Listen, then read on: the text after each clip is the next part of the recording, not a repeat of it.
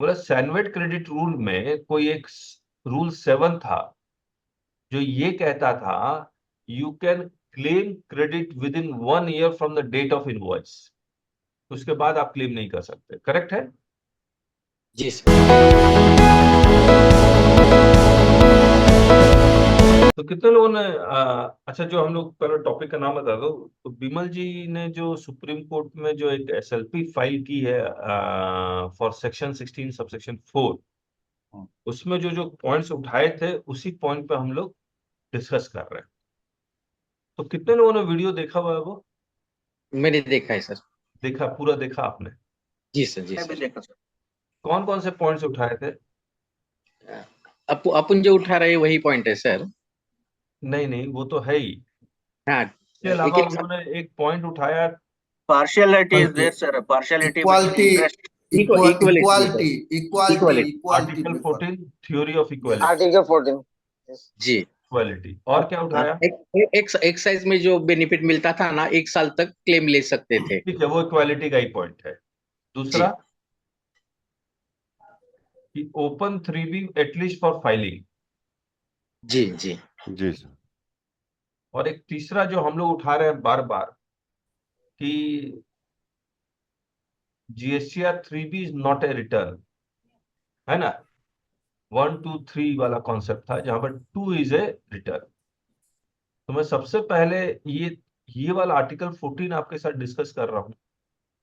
उसके बाद open 3B for filing discuss करूंगा, और फिर इसको तो हमने डिस्कस किया हुआ, लेकिन कुछ एक दो पॉइंट है वो मैं और बताऊंगा। लेकिन पहले इक्वालिटी का पॉइंट समझते हैं, उन्होंने कहा क्या, फिर उस पे आते हैं। बोला सैनवेट क्रेडिट रूल में कोई एक रूल 7 था जो ये कहता था you can claim credit within 1 year from the date of invoice. उसके बाद आप क्लेम नहीं कर सकते, करेक्ट है? जी सर। मैंने ये रूल नहीं पढ़ा है, लेकिन उन्होंने जो बोला उसी को मैं रिपीट कर रहा हूं, within 1 year from the date of invoice. ये था प्रोविजन। तो क्या ये, अब उन्होंने कहा कि इक्वालिटी क्यों लग रहा है, वो उसका कारण जो दिया उन्होंने, बोले मान लीजिए पर्सन ए है और एक पर्सन बी है। पर्सन ए ने अप्रैल का रिटर्न फाइल कर रहे हैं अक्टूबर 20 को, और एक पर्सन बी है जो मार्च का रिटर्न वो भी अक्टूबर 20 को फाइल कर रहा है। तो इसको तो टाइम कितना मिल रहा है? 1.5 साल करीब मिल रहा है। और इसको टाइम कितना मिल रहा है? 6 मंथ मिल रहा है। इसीलिए इक्वालिटी का प्रोविजन लगेगा, करेक्ट है? Yes sir. यही डिस्कशन हुआ जी था सर। ना? जी Yes, सर। अब आपसे ये मैं पूछ रहा हूं कि ये theory of equality is a valid ground और नॉट। मतलब गवर्नमेंट का काउंटर एग्रीमेंट क्या होगा, बस बेसिकली मैं ये तो हम लोग का एग्रीमेंट हो गया, गवर्नमेंट का जो लॉयर आएगा वो काउंटर तो करेगा ना। वो काउंटर क्या होगा? सर वो ये कहेगा कि सर्विस टैक्स का जो रूल 7 था हाँ। उसे तो वैलिडिटी उसके लॉ से मिली हुई थी कि साल भर में आपको लेना। हम्म। लेकिन जीएसटी में जब मैंने उसकी टाइम फ्रेम तय कर रखी है लॉ में, हम्म। तो इसका कंपेयर उससे कैसे कर सकते हैं? नहीं sir, what happens, equality of law के ध्यान नजरअंदाज नहीं कर सकता है कोई भी law. Correct. Constitution about the law. अच्छा, ये मैंने स्क्रीन में नजर भी आ रहा है, equality before the state shall not deny to any person equality before the law और the equal protection of the laws within the territory of India. मैं आपसे एक बात पूछना चाह रहा हूँ। अभी जीएसटी का से बाहर है, ये जो रिजर्वेशंस हैं, is it equality before law? No, hmm. सही माना में तो नहीं हो सकता है इक्वालिटी। आप देखिए इसको पढ़िए, the state shall not deny to any person equality before the law और the equal protection of the laws within the territory of India. इसका यस। मतलब ये हो गया कि if you are able to identify the class of person within the society, hmm. और उस class of person को if you are giving the reservation, then it won't, then article 14 will not be attracted. आप देखिए क्या लिख रहा, article 14 forbids class legislation but does not forbid classification, permissible classification must be founded on intelligible differentia which distinguishes persons or things that are grouped together from others left out of the group. अब आप समझिए इस चीज को, ये क्या कह रहा है। अगर मैं इस सोसाइटी में कोई पैरामीटर लेके ये क्लासिफाई कर दूं कि इस पैरामीटर में ये सारे लोग आते हैं, और उस पैरामीटर के बेसिस पे वो जब सारे लोगों को मैंने क्लासिफाई कर दिया, जैसे ओबीसी क्लासिफाई हो गया, schedule caste schedule tribe classify हो गया, तो उनके लिए रिजर्वेशन बन सकती है और वो it will not be attracted, article 14 का वॉल्यूशन नहीं माना जाएगा। मैं इनकम टैक्स में एक बार बात बताइए मेरे को, इनकम टैक्स में क्या फ्लैट रेट है या स्लैब रेट है इंडिविजुअल्स के लिए? स्लैब रेट है। स्लैब रेट है इंडिविजुअल्स के लिए, 1-2.5 लाख तक कोई टैक्स नहीं, फिर 2.5 से 5 लाख, फिर ऐसे करके ये पूरा स्लैब बनाया हुआ है। आज कोई इंडिविजुअल ये कह सकता है कि ये तो इनइक्वालिटी है, नो, कि 2.5 लाख रुपए वालों को टैक्स नहीं ले रहे हैं, हमसे टैक्स ले रहे हैं आप। Again, permissible classification must be founded on intelligible differentia which distinguishes persons or things that are grouped together from others left out of the group, and the differentia must have a rational relation to the object sought to be achieved by the statute in question. अब मैं आपसे एक बात पूछना चाह रहा हूं, बाकी तो और भी बहुत कुछ लिखा हुआ है इसमें, आप पढ़ लेंगे तो मिल जाएगा, और कहानी वही है।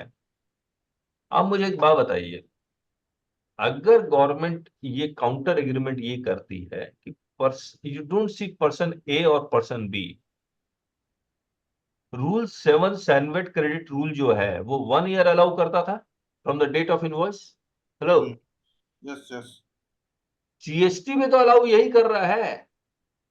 जीएसटी क्या अलाउ कर रहा है? 1.5 years to 6 months, 6 months to 1.5 years, they are allowing the availment of credit, correct? तो क्या ये इक्वल मतलब आर्टिकल 14 का वॉल्यूशन हो सकता है? और ये 6 month 1.5 years across the person सब जगह सेम है। पर्सन ए के पास इनवॉइस आया अप्रैल का या पर्सन बी के पास इनवॉइस आया अप्रैल का, दोनों के लिए 1.5 साल है। लेकिन अगर आप ये डिफरेंशिया करते हैं कि पर्सन ए ने अप्रैल का अक्टूबर में कर रहा है, तो अब पर्सन बी भी अगर अप्रैल का अक्टूबर के बाद करेगा तो दोनों को क्रेडिट डिनाई हो रहा है। इक्वालिटी तो नजर आ रहा है मेरे को। काउंटर पॉइंट वैलिड है सर आपका। नहीं, यहाँ तो समानता है, इसीलिए तो मैं कह रहा हूँ वो जो डिस्कस कर रहे हैं वो सैनवेट को उठा करके और जीएसटी लॉ को मिक्स कर रहे हैं। वो कह रहे हैं वहां उसको इतना समय मिल रहा है और जीएसटी वाले भी इतना समय मिल रहा है। और जीएसटी में देखें तो 1.5 साल तक मिल रहा है। नहीं सर, हाँ नहीं उसमें क्या कहना है कि पीरियड शॉर्ट हो रहा है, ऐसा लग रहा है हमको। हाँ जी, पीरियड शॉर्ट हो रहा है, डेट ऑफ इनवॉइस से 1 साल नहीं मिल रहा है। नहीं ओहो, अप्रैल का इनवॉइस का क्रेडिट ही तो है, डेट ऑफ इनवॉइस से ही तो आप काउंट करेंगे। हाँ हाँ, मार्च के लिए नहीं बोल रहे हैं ना वो। देखिए 16/4 क्या कहता है, from the pertaining to the invoice date, ऐसा करके कुछ लिखा हुआ है 16/4। वो कैसे इनइक्वालिटी लेके आ रहे हैं कि अप्रैल, मान लीजिए पर्सन ए ने अप्रैल का नवंबर में फाइल किया या अक्टूबर में फाइल किया, इसने मार्च का अक्टूबर में फाइल किया, इस तरह से डिफरेंशिएशन, ये डिफरेंशिएशन है नहीं। एक सर शायद उन्होंने इसी में 168 ए को भी ऐड किया था डिपार्टमेंट के। नहीं 168 ये नहीं डिस्कस करेंगे अभी हम लोग, इसी में रहिए आप आर्टिकल 14 में। तो मेरे हिसाब से ये एक काउंटर गवर्नमेंट की तरफ से आएगा, देयर इज इक्वालिटी। दूसरा सर, हाँ सर इसके अंदर एक पॉइंट इसलिए भी बन रहा है आप वाली बात के अंदर कि इक्वालिटी देखें तो सेम चीज के अंदर इक्वालिटी देखी जाएगी। अगर Yes. आप दो डिफरेंट पैरामीटर्स को कंपेयर करके इक्वालिटी देखेंगे तो इक्वालिटी रहेगी नहीं फिर। Excellent, correct correct. अब आगे एक और चीज, GSTR 3B should at least be opened। अब उन्होंने किस तरह से रिलेट किया, बोला सर्विस टैक्स के जमाने में जिसका टर्नओवर अप टू 50 लाख था, you allowed the payment of service tax on cash basis, यानी कि जब पेमेंट आ जाएगा तब। अगर एक्सीडिंग 50 लाख था, देन यू अलाउड कि अक्रूवल बेसिस आपको, आपने सर्विसेज रेंडर की और उसका पैसा नहीं भी आया तो भी आपको सर्विस टैक्स देना था, और यहाँ कैश बेसिस। ये सर्विस टैक्स में ये डिफरेंशिएशन था। अब इसमें भी आप बोलेंगे कि इनइक्वालिटी है, इनइक्वालिटी तो नहीं है, because you are able to classify मतलब ये अप टू 50 लाख और एक्सीड 50 लाख और इंटेलिजिबल क्लासिफिकेशन है। तो ये अक्रूवल वाला नहीं बोल सकता आपने इनको कैश दे दिया हमें नहीं दिया, ये इक्वालिटी है। अब कहानी आ गया। लेकिन जीएसटी में ऐसा कोई डिफरेंशिएशन नहीं है। जीएसटी में चाहे 1 रुपया का टर्नओवर हो या 10 लाख का टर्नओवर या करोड़ों का टर्नओवर, आपको एक्रूवल बेसिस पे आपको जीएसटी देना, पैसा मिले या ना मिले। करेक्ट है? मान लीजिए मैंने सर्विसेज रेंडर कर दी 50 लाख का और 1 रुपया नहीं आया, तो मुझे तो टैक्स पे मैं करूंगा तभी मुझे 3B भरने देगा वो। हेलो, अब मेरे पास पैसा ही नहीं आया तो मैं 3B कैसे भरूंगा? मुझे आउटपुट टैक्स मान लीजिए मेरा 10 लाख है और इनपुट टैक्स क्रेडिट, क्योंकि मैं सर्विस इंडस्ट्री में हूं तो मेरा 2 ही लाख है, मुझे 8 लाख रुपए का पेमेंट करना है टैक्स का। लेकिन ये 10 लाख रुपए मुझे आया ही नहीं, मिला ही नहीं, तो मैं 8 लाख कहां से लेके आऊं? मैं घर से दूंगा क्या? तब बिमल जी ये कह रहे हैं कि कम से कम 3B मुझे ओपन तो करने दो, 3B ओपन कर दो, भले मैं टैक्स पे नहीं करूंगा, मैं DRC 03 से पेमेंट करूंगा, आईटीसी तो मेरा क्लेम हो जाएगा। और जब मैं आउटपुट टैक्स बाद में पेमेंट करूंगा, आप मुझसे इंटरेस्ट भी लोगे और लेट फीस भी लोगे। जब ये ले ही रहे हो तो 3B फाइल करने के लिए do not make the payment of tax mandatory. Correct? कोई काउंटर? सर इस आर्ग्यूमेंट को सपोर्ट करने के लिए मेरे को एक चीज बोलनी है हाँ, कि सर जीएसटी एक्ट में भी रिटर्न के अंदर दो, अपन अगर सेक्शन 2 देखेंगे तो रिटर्न के बारे में वो दो बातें करता है। एक तो सेक्शन 2 डिफाइन करता है रिटर्न को, हाँ, और एक वो डिफाइन करता है वैलिड रिटर्न को। हाँ, तो सर रिटर्न तो वो मान रहा है कि आपका, उसके अंदर वो बात नहीं कर रहा कि पेमेंट हो जानी चाहिए, लेकिन हाँ, जब वो वैलिड रिटर्न डिफाइन कर रहा है तो वो बोल रहा है कि टैक्स की पेमेंट भी हो गई। हाँ, हाँ, हाँ, हाँ, हाँ, करेक्ट। ये जो शुरू शुरू में जो रिटर्न आया था, हम्म, तो उसमें यही था कि आपका रिटर्न तो फाइल हो जाएगा हाँ, अगर आपका टैक्स ड्यू है तो भी, हाँ, और वो, लेकिन वो वैलिड रिटर्न नहीं कहलाएगा तब तक जब तक आप उसका पेमेंट नेक्स्ट 3B में या DRC 03 से न कर दे। करेक्ट। वो कभी अप्लीकेबल हुआ ही नहीं। Okay, okay.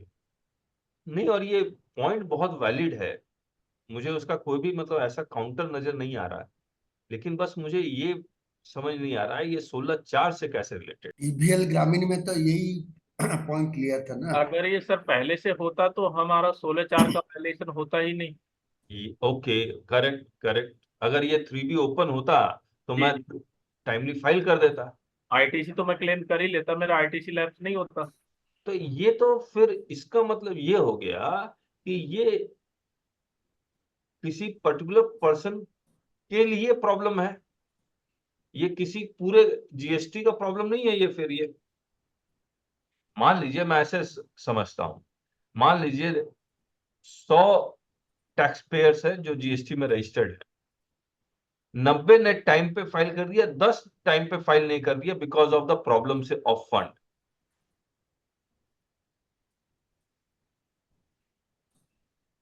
समझ रहे हैं कहां ले जाना चाह रहा हूं मैं? अगर ये स्टैट्स गवर्नमेंट निकाल के देती है तो क्या गवर्नमेंट ये नहीं बोलेगी these are only excuses for not filing the 3B? Sir act में कहीं भी ऐसा प्रोविजन नहीं है कि आपको आईटीसी क्लेम, मतलब हम जो आईटीसी क्लेम कर रहे हैं तो हम रिटर्न फाइल नहीं कर पा रहे हैं इसलिए हम आईटीसी क्लेम नहीं कर रहे हैं। बट एक्ट में कहीं भी ऐसा नहीं लिखा हुआ है ना कि एक मिनट। तो एक्ट ही तो चैलेंज है। सुप्रीम कोर्ट में जाने का मतलब क्या? एक्ट के प्रोविजंस को ही चैलेंज। सबसे बड़ी बात ये है सर, हाँ, सपोज करिए मैंने 3B फाइल ही नहीं किया, हम्म, और मैं ये कह रहा हूँ कि मैं क्यों फाइल करूं, क्योंकि मैं तो 3 का वेट कर रहा हूँ। अरे 3B मैनुअली फाइल कर देते हैं फिर। मान लीजिए मेरे पास फंड नहीं है, let me file 3B manually. हाँ ये तो कह सकते हैं, लेकिन मैं फाइल क्यों करूं, क्योंकि रिटर्न ही नहीं है। नहीं नहीं, ओहो, आप मान लीजिए 19-20 का केस, 20-21 का केस, 22-23 में, तो अब तो रिटर्न है ना। अब तो है, अब तो, लेकिन मैं हाँ, उधर की बात कर रहा हूँ। अभी अभी करते हैं उसको, अभी करते हैं। सर अगर इसके अंदर अपन वैसे जाएंगे ना फाइनेंशियल हार्डशिप के थ्रू, तो हाँ। गवर्नमेंट ये आर्ग्यूमेंट ले सकती है। लेकिन अगर अपन सेक्शन 39 देखते हैं हम्म। और सेक्शन 39 के साथ वो दोनों डेफिनेशंस देखते हैं, तो हम्म। लो ही आपको ये बोलेगा कि आपको विदाउट पेमेंट किए हुए भी इनपुट लेना अलाउ करना चाहिए। फिर से सर क्यों? कि अगर अपन सेक्शन 39 देखेंगे हाँ और उसके साथ सेक्शन 2 के अंदर रिटर्न और वैलिड रिटर्न की डेफिनेशन देखेंगे, तो हाँ, लो ये बोल रहा है कि चाहे आप टैक्स की पेमेंट करो चाहे ना करो, लेकिन आपको आईटीसी अलाउ होना चाहिए आपके रिटर्न के अंदर। ये इंटरप्रिटेशन निकल रहा है। हाँ सर, मैं आपको बताता हूँ, अगर आप सेक्शन 39 खोलें तो। अच्छा, रुको। और ये तो सर टेक्निकल इशू है ना कि आपने पोर्टल फाइल करने नहीं देता जब तक हम टैक्स नहीं पे करे, तो नहीं, ऐसे। लॉ अगर कहता है कि अलाउड है और हाँ पोर्टल नहीं कर रहा है, तब तो ऑब्वियसली दिक्कत है। हाँ। फिर तो केस में बहुत दम है। No, a specific section overrides the general, na? Because section 16(2) puts a bar on that. ये बात भी है। सेक्शन 39 निकालो। Yes sir. 9 read with rule section हाँ 2. सर इसके अंदर ये बोलता है, जो ये सेकंड लाइन है, ये बोल रहा है आ रिटर्न, सेकंड लाइन के लास्ट के अंदर, फर्निश आ रिटर्न। हाँ। अब सर अब रिटर्न की डेफिनेशन देखते हैं, अपन सेक्शन 2 पे चलते हैं। सर ये सीधा बोल रहा है जो रिटर्न प्रिस्क्राइब्ड है वो हम्म। आएगा नॉर्मल, और इसके बाद नीचे आएंगे आप, वी के अंदर वैलिड रिटर्न की डेफिनेशन है, has been paid in full. तो sir section 39 valid return word use नहीं कर रहा, सेक्शन 39 सिर्फ रिटर्न यूज कर रहा है। ओके। तो अगर टैक्स ना भी पे हो तो भी मेरी रिटर्न फाइल होनी चाहिए और मैं आईटीसी क्लेम कर पाऊं। सेक्शन 39 वैलिड रिटर्न तो कहीं बोल नहीं रहा। फर्निश रिटर्न या फर्निश वैलिड रिटर्न लिखा होता तो टैक्स के साथ। Yes sir. फर्निश रिटर्न मतलब विदाउट टैक्स भी करेक्ट। विदाउट टैक्स भी। लॉ का ग्राउंड तो है। Good good. क्या कह रहे हैं? सर ये बात सही है, लेकिन वो 16(2) है, वो स्पेसिफिकली अपने को बेयर कर रहा है ना। वो भी बोल रहा है कि जब तक आप टैक्स नहीं भरोगे। ये सेक्शन 16 में भी देख लेते, रिटर्न बोल रहा है या वैलिड रिटर्न बोल रहा वो तो रिटर्न नहीं बोलता है वहाँ है? हैं? वो तो रिटर्न नहीं बोलता है वहाँ पे। ये तो ये रिटर्न उटर्न कुछ नहीं बोल रहा है, इनवॉइस का डेट से उठा रहा है। ये कह रहा है he furnish the return under section 39। 16(2) ये कह रहा है he furnish the return under section 39, और 39 में जा रहे हैं तो सिर्फ रिटर्न बोल रहा है। तो वैलिड रिटर्न कहाँ कहाँ यूज हुआ पूरे एक्ट में? कहीं पे नहीं है सर, वैलिड तो सब है ही नहीं। डेफिनेशन के अलावा कहीं और भी तो यूज हुआ होगा। वो पूरा सर्च मारोगे कहीं नहीं लिखा है वैलिड, तो आज तक मैंने देखा ही नहीं है। सर एक जगह लाइबिलिटी वाले में जब बात आ रही थी, हम लोग जब डिस्कशन कर रहे थे कि अदर देन रिटर्न रिलेटेड में वैलिड रिटर्न जब आ रहा था, तो उसमें यही कॉन्सेप्ट आ रहा था, मैंने इस पे डिस्कस भी किया था कि हाँ। 3 तो आप फाइल 3 तो आप फाइल कर सकते हैं, तो उसको उठा करके वो लाइबिलिटी रजिस्टर में ऐड कर देगा, जो ही आप उसका पेमेंट करेंगे तो वहां से वो हट जाएगा, तब वो वैलिड रिटर्न माना जाएगा। उस पे हम लोग डिस्कशन कर रहे थे, बार बार वो सेंटेंस आ रहा था, तो मैंने इस बात को बोला था। Okay okay. जितने भी डिलीटेड सेक्शंस है सब में वैलिड रिटर्न आ रहा है। डिलीटेड में कर दिया सर। अच्छा। मतलब वही जो 42, ये सब जो डिलीटेड सेक्शन है ना, ये 52 में हाँ एक नजर आ रहा है। और ये कहाँ नजर आ रहा है? 53 में, transfer of input tax credit. Transfer of input tax credit में पढ़ लेते हैं। On utilisation of ITC availed under this the payment of tax due under IGST in according this as reflected in the valid return. अच्छा। Section 62 में assessment of non filers of return यहाँ आ रहा है। बस। तो वैलिड रिटर्न जो आया वो कहाँ आया? Matching reversal reclaim of input tax credit section 42 में। The details of every inward supply furnished by a registered person for a tax period in such manner and within such a may be matched with the corresponding details of outward supply furnished by the registered person in his valid return for the same tax period or any। ये valid return कौन सा है? 3 है, 2 है या 3 है, क्या पता। Where the input tax credit claimed by a recipient in respect of an inward supply is excess of tax declared by the supplier for the same supply or the outward supply is not declared by the supplier in his valid return, the recipient shall be communicated। ठीक बात है। Valid return का मतलब tax payment करने के बाद, और tax payment करने के बाद ही matching reversal and reclaim of input tax credit है। इसका मतलब ये portal is overriding the act. जो प्रतीक कह रहा है बिल्कुल ठीक कह रहा है कि GSTR 3B should be open. अब इसको 16(4) से कैसे रिलेट करें बताइए। मान लीजिए सुप्रीम कोर्ट मान जाता है कि this portal is overriding the act, तो फिर तो 16(4) फिर तो यही कहेगा कि हमें अगर ओपन होता तो हम लोग पे करते। इसीलिए लेट हुआ क्योंकि ये portal is overriding the act. क्या कहते हैं, हो जाएगा क्या? मुश्किल तो है सर, क्योंकि ये पॉसिबल तो नहीं है। प्रतीक क्या कहते हो?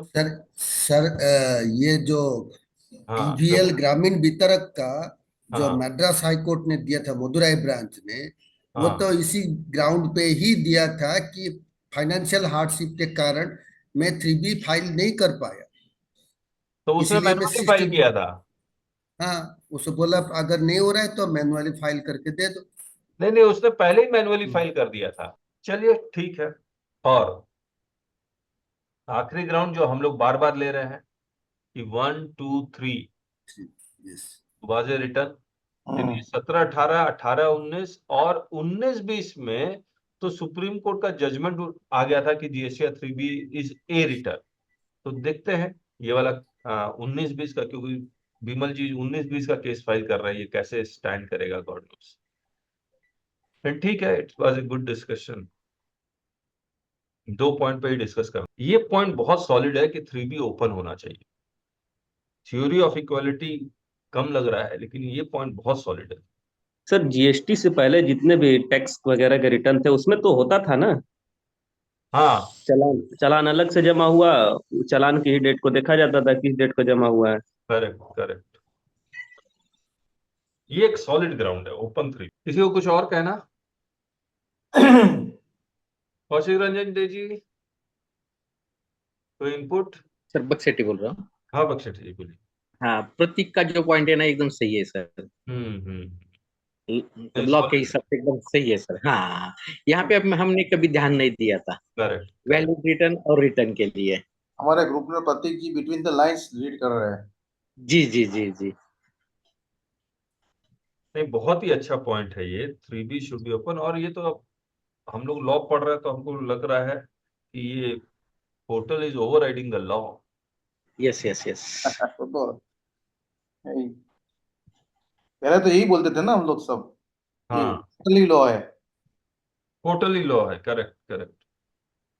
तो 3B जो रिटर्न नहीं है ना 39 में, 39 सेक्शन में जो रिटर्न का डेफिनेशन है उसका हाँ पूरा कंपोनेंट 3B में नहीं है। ये नया चीज बता रहे हैं, फिर से बताइए। 39 कंपोनेंट पूरा देखिए, 39 सेक्शन में पूरा पूरा जो है पूरा डिटेल्स देखिए, 3B में पूरा नहीं है। 39 क्या निकालूं बताइए।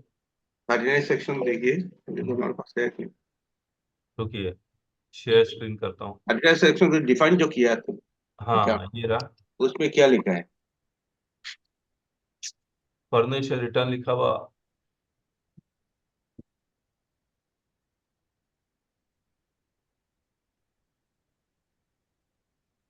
नहीं यहाँ तो और कुछ नहीं, और मतलब आप कुछ एडिशन करना चाह रहे हैं तो बताइए।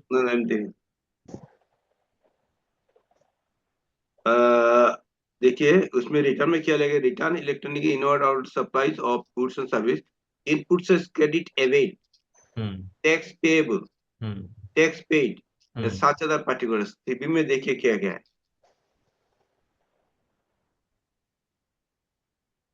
Input tax credit avail tax payable, यहाँ टैक्स पेड भी लिख रहा है। तो जो पहले टैक्स पे कर दिया वो, ये कौन सा टैक्स है? वो तो मैं टैक्स पे करने वाला हूँ।